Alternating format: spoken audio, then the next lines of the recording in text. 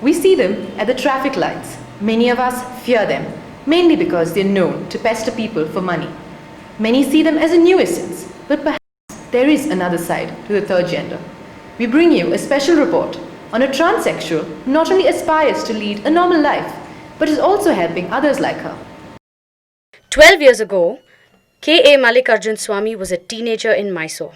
Today, he is Chandni, a transsexual who says she discovered her sexual orientation when she was just 10.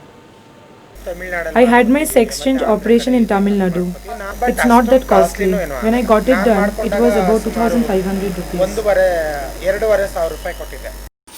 Today in Bangalore, she says, daily life is a struggle for dignity. We have a lot of problems. We don't get houses for rent easily. They recognize us and refuse to rent. Traveling by bus is another problem. Now that I am with Sangama, I know my rights. Be it male or female, now I don't spare them. Even when I sit next to women, they say, "Chi, tu," like we are dogs.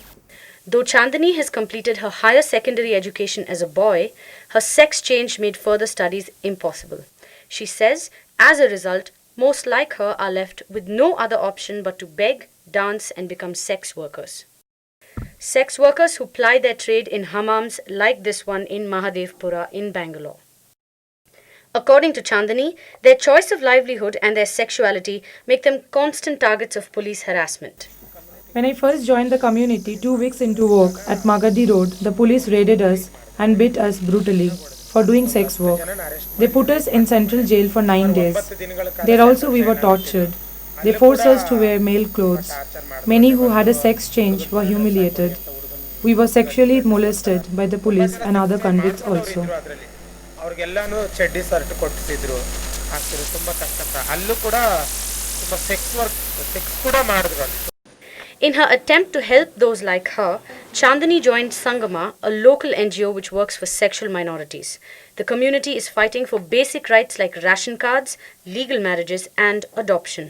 Though the government has made changes to help them obtain voter ID cards and passports, Chandni says it's still a tough battle. Even so, Chandni has managed to rent a house, and despite her hardships, she still has hope. 6 months ago, with the help of another NGO, she adopted a baby girl.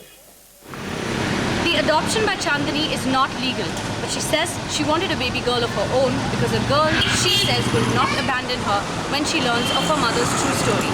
With Jyoti Sridharan and Archana Abraham, this is Arathi Krishnan reporting for Channel 9.